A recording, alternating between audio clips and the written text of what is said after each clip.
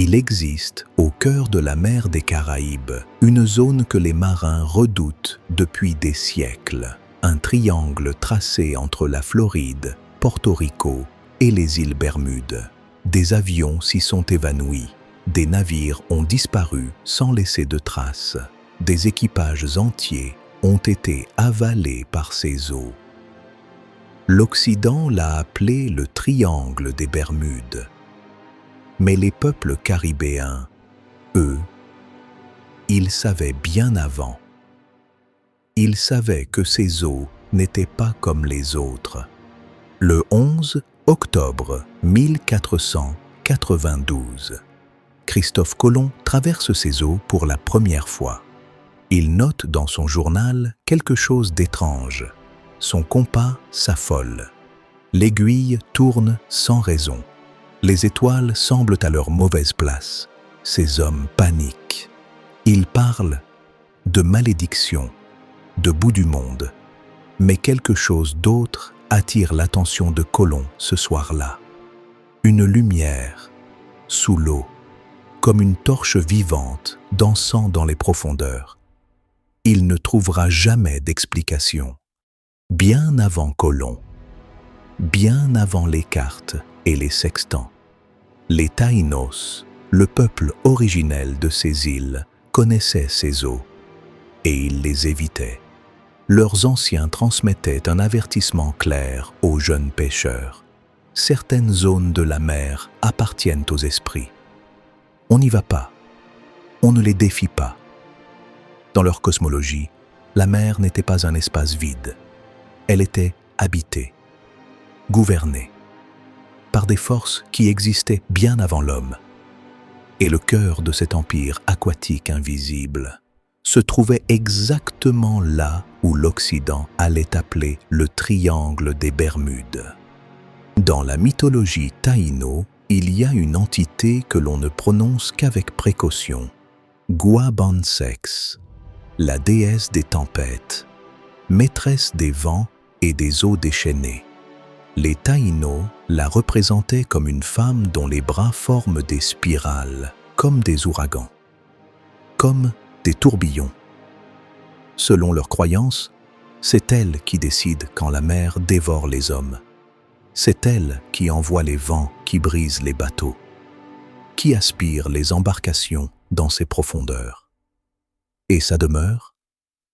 Les anciens pointaient vers le large, vers ces eaux au nord, ces eaux où les courants sont imprévisibles, ces eaux que nous appelons aujourd'hui le triangle.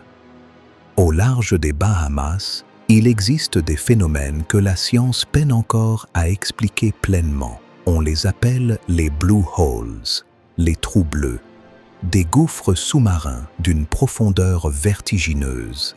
Certains descendent à plus de 200 mètres, d'autres communiquent avec des réseaux de grottes souterraines qui s'étendent sur des kilomètres. L'eau y est d'un bleu profond, presque noir, et autour de ces trous, les courants changent brusquement, les plongeurs disparaissent. Les instruments décrochent. Les habitants des Bahamas ont toujours su que ces trous étaient des passages, pas des accidents géographiques, des portes. Et dans ces trous bleus vit quelque chose. Les habitants d'Andros, la plus grande île des Bahamas, l'appellent la Lusca, mi-pieuvre, mi-requin, une créature de l'abysse dont les tentacules peuvent s'étirer sur des dizaines de mètres. On dit qu'elle attend au fond des blue holes, dans l'obscurité totale, que les courants étranges autour de ces trous sont en réalité sa respiration, ses mouvements. Des plongeurs expérimentés sont entrés dans ces grottes. Certains ne sont jamais remontés. Les scientifiques parlent de courants traîtres, de désorientation. Les anciens des Bahamas, eux, ne sont pas surpris. La Lusca a faim. 5 bombardiers de l'US Navy décollent de Fort Lauderdale, en Floride. Une mission d'entraînement routinière au-dessus de l'Atlantique. Le lieutenant Charles Taylor est aux commandes. 2 heures après le décollage, les communications deviennent étranges. Taylor signale que ses 2 compas sont en panne, simultanément. Il ne reconnaît plus le paysage sous lui. Il dit quelque chose que les enquêteurs n'oublieront jamais. Tout est bizarre. L'océan ne ressemble à rien de connu. Les 5 avions disparaissent. 27 soldats, sans débris, sans signal de détresse, sans corps. Un avion de sauvetage, envoyé peu après, disparaît lui aussi. À Haïti, à quelques centaines de kilomètres de là, dans la tradition vaudou, la mer n'est pas un espace neutre. Elle est gouvernée par les lois de l'eau. Agoué, le maître des océans. La sirène, l'esprit des profondeurs. Maman Brigitte, qui recueille les âmes des noyés. Les Ungans haïtiens, les prêtres vaudous, ont toujours enseigné que certaines zones de la mer sont des carrefours spirituels. Des points où le monde des vivants et le monde des esprits se touchent. Ces carrefours sont dangereux, pas parce que la mer y est plus agitée, mais parce que les esprits y sont plus puissants. Et le plus grand de ces carrefours se trouve au nord. Agoué. Dans le panthéon vaudou, il est le Loa des eaux salées, maître absolu de tout ce qui navigue. On le représente comme un homme à la peau vert-bleu, portant un uniforme d'officier de marine, tenant un gouvernail de navire. Les marins haïtiens lui font des offrandes avant chaque voyage. Ils jettent des barques miniatures chargées de nourriture, de rhum, de fleurs à la surface de la mer. Sans cette permission d'Agoué, on ne traverse pas ces eaux. Et ceux qui l'ont oublié, ils n'ont pas tous raconté leur histoire. Dans les Petites Antilles, à Sainte-Lucie, à la Dominique, à Grenade, on parle d'une autre explication. Les Djambi, ces esprits des morts qui n'ont pas trouvé le repos, qui errent entre 2 mondes, incapables de partir. Les anciens disent que dans le triangle, les eaux sont pleines de Djambi, des milliers d'âmes piégées. Les âmes des esclaves jetées par-dessus bord pendant la traversée de l'Atlantique. Des centaines de milliers de corps dans ces eaux. Des âmes qui n'ont jamais eu de sépulture, jamais eu de rituel, jamais eu de permission de partir. Et ces âmes, elles appellent les vivants. Elles attirent les bateaux vers le fond, pas par malveillance, par solitude. Il y a une réalité historique que personne ne mentionne quand on parle du triangle des Bermudes. Cette zone de l'Atlantique était au cœur de la route des esclaves. Des millions d'Africains ont traversé ces eaux entre le XVIe et le XIXe siècle, entassés dans des cales, mourant de soif, de maladie, de désespoir. Ceux qui mouraient en route étaient jetés à la mer. On estime que 2 millions de corps reposent au fond de l'Atlantique. 2 millions d'âmes sans sépulture. Certains chercheurs caribéens posent la question autrement.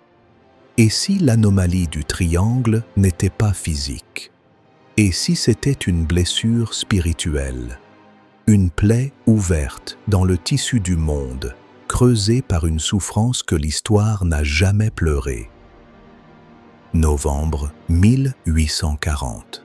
Le navire marchand Rosalie est retrouvé dérivant à la limite du triangle, voiles gonflées, marchandises intactes, provisions au complet, l'équipage disparu, jusqu'au dernier homme, sans signe de lutte, sans canot de sauvetage utilisé.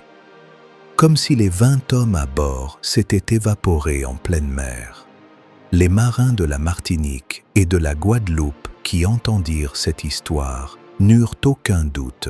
Le bateau avait traversé un carrefour, un de ces points où les voiles entre les mondes sont fines comme du papier, et les hommes avaient été appelés de l'autre côté.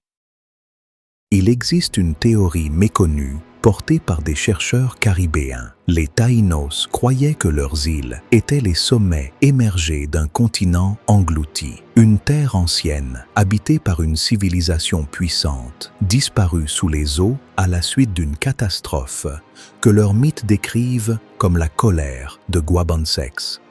Leurs ennemis, leurs dieux, vivaient sous les océans, dans des temples engloutis. Certains chercheurs ont noté quelque chose d'étrange.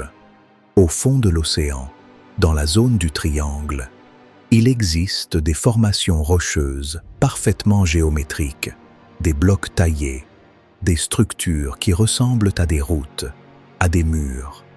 La science les attribue à la géologie, mais les anciens Taïnos auraient peut-être dit autre chose. Mars 1918. L'USS Cyclops, un navire charbonnier de la marine américaine, 165 mètres de long, l'un des plus grands bâtiments de la flotte. À son bord, 309 hommes. Il quitte la Barbade le 4 mars avec une cargaison de manganèse. Il ne rejoindra jamais Norfolk, Virginie. Aucun signal de détresse, aucun débris retrouvé, aucun corps. Aucune explication. 309 hommes. Disparus. C'est la plus grande perte non liée au combat dans l'histoire de la marine américaine. Et à la Barbade, l'île qu'ils venaient de quitter, les anciens disaient depuis toujours que ces eaux au nord étaient gouvernées par des forces qu'il ne fallait pas déranger. Porto Rico forme l'un des 3 sommets du triangle, et Porto Rico est aussi l'île qui a donné naissance à l'une des légendes les plus répandues des Caraïbes modernes, le Chupacabra, cette créature nocturne qui attaque le bétail et suce son sang, est apparue dans les récits portoricains dans les années 1990.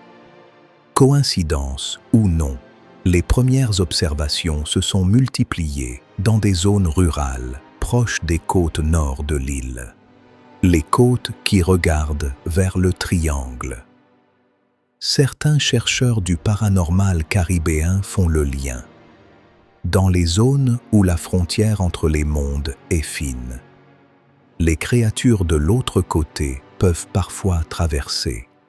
La science a ses propres explications pour le triangle. Les courants du Gulf Stream, l'un des plus puissants du monde, traversent cette zone. Ils peuvent engloutir des débris en quelques heures, rendant les recherches impossibles. Les fonds marins recèlent d'immenses poches de méthane, des bulles colossales qui peuvent faire couler un navire en quelques secondes en réduisant la densité de l'eau. Les tempêtes caraïbes y sont soudaines, violentes, imprévisibles. Mais voici ce que les anciens savaient, que la science commence à confirmer. Ces courants ne sont pas aléatoires. Ils suivent des chemins qui ressemblent étrangement aux routes décrites dans les mythes taïnos, les routes que Guabansex emprunte pour aller d'une île à l'autre. Il existe un témoignage recueilli en 1987 par un ethnologue français en Dominique. Un vieux pêcheur, Théodore, 78 ans, racontait avoir été à la dérive pendant 3 jours après que son moteur avait lâché au large. Il dit avoir vu, la 3e nuit, des lumières sous l'eau. Des lumières qui se déplaçaient, en formation, comme une procession. Il dit avoir entendu des voix, pas des voix humaines, quelque chose de plus ancien, de plus profond. Il dit que l'une de ces lumières s'est approchée de son bateau et l'a observé, pendant un long moment. Puis, le moteur a redémarré, seul. Théodore ne retourna plus jamais pêcher au-delà des 20 000 marins. Là-bas, disait-il, on n'est plus chez nous. Les Bermudes elles-mêmes, Cette île isolée au beau milieu de l'Atlantique Nord, à plus de 1600 km de toute côte, comment s'est-elle retrouvée là? Les géologues parlent d'un volcan sous-marin éteint. Mais dans la tradition des marins caribéens, les Bermudes ont toujours été une île à part, une île que les courants poussèrent vers elle et dont il était difficile de repartir. Ses premiers habitants européens y furent envoyés involontairement, des naufragés espagnols du XVIe siècle, incapables de quitter l'île pendant des mois. Les Taïnos, eux, ne s'y installèrent jamais. Une île que même les peuples de la mer évitaient. Certaines choses n'ont pas besoin d'explication pour être vraies. Revenons à l'escadrille 19. Ces 5 avions disparus en 1945. Voici ce que disent les anciens des Bahamas, pas les enquêteurs de la Navy. Ces avions ont volé directement au-dessus du plus grand Blue Hole connu de la région, le Tongue of the Ocean, la langue de l'océan, un gouffre sous-marin de 2000 mètres de profondeur. Le Tongue of the Ocean. Les Lucayans, les Taïnos des Bahamas, croyaient que ce gouffre était l'entrée du monde souterrain, le passage vers le royaume des morts. Quand Taylor a dit « L'océan ne ressemble à rien de connu », peut-être voyait-il quelque chose que ses instruments de bord n'étaient pas conçus pour mesurer. Il y a des survivants, des marins, des pilotes, des plaisanciers qui sont entrés dans le triangle et en sont ressortis, mais changés. Beaucoup décrivent la même chose, une confusion soudaine, l'impression que le temps s'accélère ou se ralentit. Des instruments qui s'affolent sans raison, une sensation d'être observé. Une femme pilote, Sharon Rohring, raconte qu'en 1989, son avion a été aspiré vers le haut par une force invisible pendant plusieurs secondes, puis relâché. Ces instruments ont mis 20 minutes à se recalibrer. Dans les Antilles, ce phénomène a un nom. On dit qu'on a frôlé un coupé-vent, un endroit où les esprits coupent le vent pour vous tester. Si vous passez le test, vous rentrez chez vous. Dans les marchés de Port-au-Prince, dans les rues de Kingston, dans les champs de Pointe-à-Pitre, demandez à n'importe quel homme ou femme de ces îles ce qu'ils pensent du triangle des Bermudes. Ils ne seront pas surpris. Ils ne diront pas « légende urbaine ». Ils diront « oui, ces eaux sont comme ça ». Parce que la mer des Caraïbes a toujours été un personnage dans la vie caribéenne. Pas un décor, un personnage.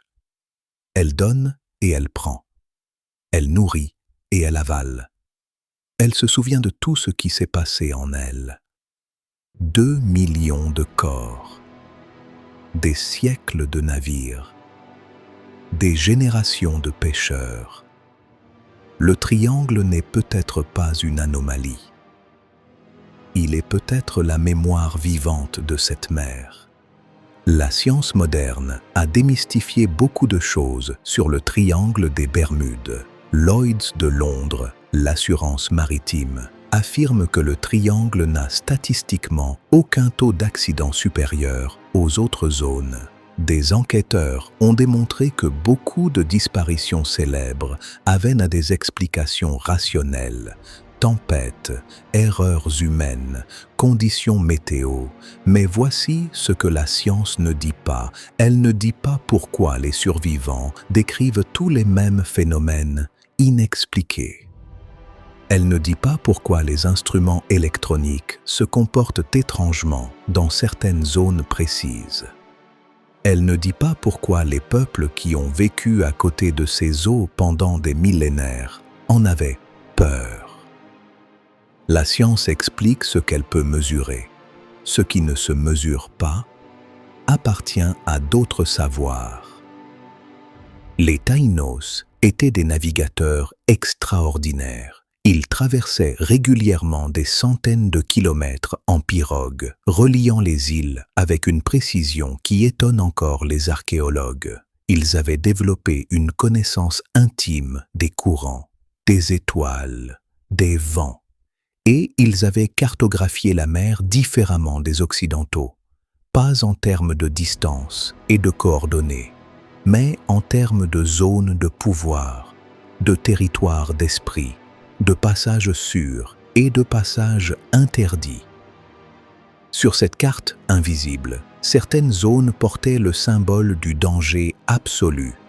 Ces zones correspondaient, à quelques miles marins près, au contour de ce que nous appelons aujourd'hui le triangle des Bermudes.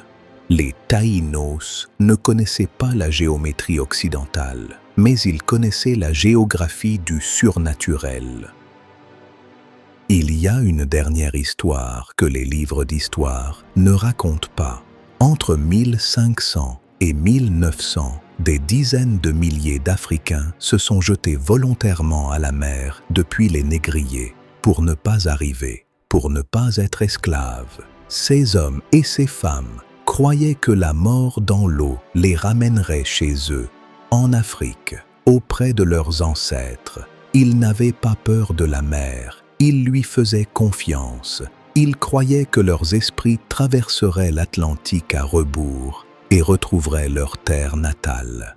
Peut-être que le triangle des Bermudes est cela, le lieu de rassemblement de toutes ces âmes en route vers chez elles. En 2023, une équipe de plongeurs scientifiques a exploré les Blue Holes d'Andros, aux Bahamas. Ils y ont trouvé des ossements humains, des céramiques taïno, des objets qui n'auraient pas dû se trouver là. Ils ont également relevé des variations magnétiques inexpliquées à l'entrée de certains gouffres. Le mystère du triangle des Bermudes est loin d'être résolu. Mais peut-être que la bonne question n'est pas « Qu'est-ce qui fait disparaître les avions et les bateaux ?» La bonne question est « Qu'est-ce que cette mer cache ?» Et si la réponse se trouvait non pas dans les laboratoires, mais dans les histoires que les grands-mères caribéennes racontent encore aujourd'hui à leurs petits-enfants avant de dormir. La mer des Caraïbes est la mer la plus chargée d'histoire du monde. Colonisation, esclavage, révolution, naufrage, résistance, 5 siècles de violence, de survie, de beauté, de tragédie. Tout cela s'est passé sur et dans ces eaux. Les peuples caribéens n'ont jamais oublié que la mer est vivante, qu'elle a une mémoire, et que cette mémoire parfois remonte à la surface. Le triangle des Bermudes est peut-être simplement cela, l'endroit où la mémoire de ces eaux est la plus dense, la plus lourde, la plus impossible à ignorer, un endroit où le passé refuse de rester sous l'eau. Alors, qu'est-ce que le triangle des Bermudes? Une anomalie magnétique? Des poches de méthane? Des erreurs humaines amplifiées par des journalistes en quête de sensationnel? Peut-être. Ou peut-être est-ce la zone où plusieurs réalités se superposent. La réalité scientifique, la réalité spirituelle taïno, la réalité vaudou, la réalité des esprits de la mer que tous les peuples caribéens reconnaissent. Une zone où la frontière entre ce que nous voyons et ce que nous ne voyons pas est plus fine qu'ailleurs. Christophe Colomb l'a senti en 1492. Les Taïnos le savaient depuis toujours. 2 millions d'âmes y reposent. Et la Lusca, au fond des Blue Holes d'Andros, continue d'attendre. Si cette histoire vous a intrigué, si elle a réveillé quelque chose en vous, c'est que vous avez en vous du sang caribéen ou un amour pour ce qui résiste à toute explication. Sur cette chaîne, nous continuons à explorer les contes et légendes qui ont façonné l'âme de ces îles. La Diablesse, Papabois, les zombies haïtiens, le Bakou, Annie Palmer, et bientôt, d'autres mystères que les Caraïbes gardent jalousement. Abonnez-vous, activez la cloche et restez curieux, parce que dans les Caraïbes, le visible n'est jamais toute la réalité.